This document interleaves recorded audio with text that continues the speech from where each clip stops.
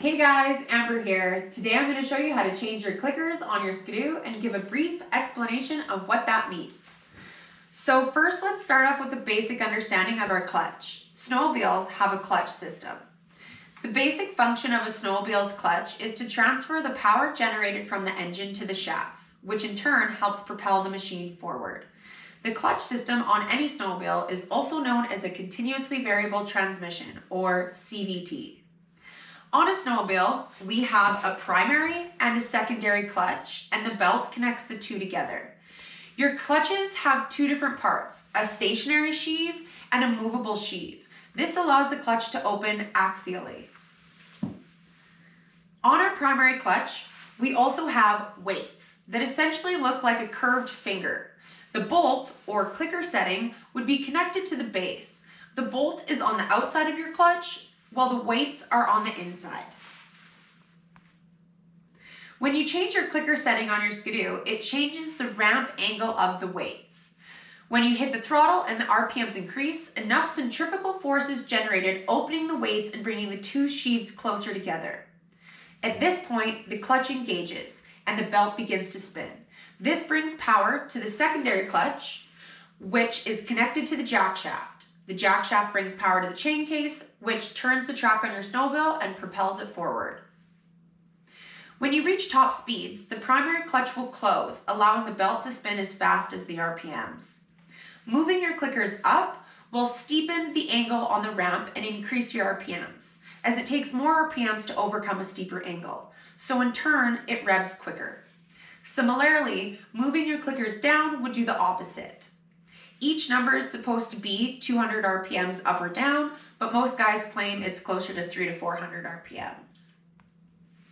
So, now that we understand what our clickers do, let's change them. I was just in the mountains, so my clickers are set to 3, and I'm going to change them down to 1 for some local trail riding. Note, it is easier to change down than it is to change up. There is a little bit of resistance when you change up, so all you have to do is use a wrench.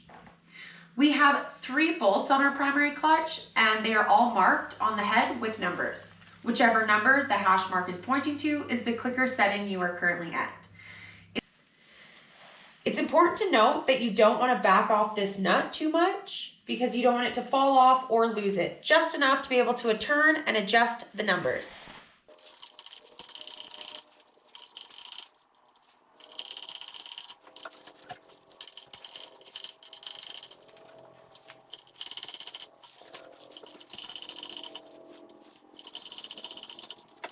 For reference, you can find the ideal RPMs for your sled here.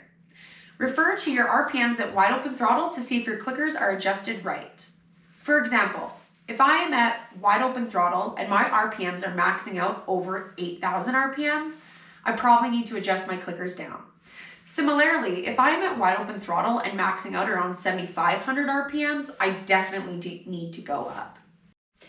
Okay guys, so now we're going to do the same thing, but on an 850 E-Tec. In 2017, Skidoo came out with a P-drive clutch on the 850s. This was the answer to the friction problem. Instead of using sliding shoes or buttons to transfer power while shifting through the RPM range, the P-drive clutch uses rollers that roll up and down the torque towers in response to RPM variables.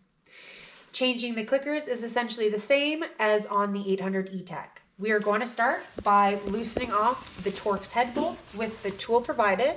So we can see the different numbers by spinning the clicker. Right now it's at 1. If I spin it down, that's at 2.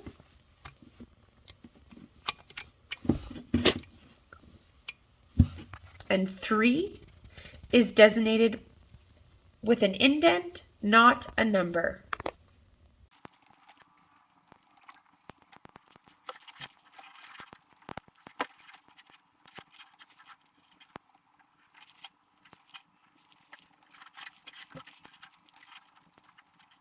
So there you have it. The 850 and the 800 clickers are changed and we are ready to ride.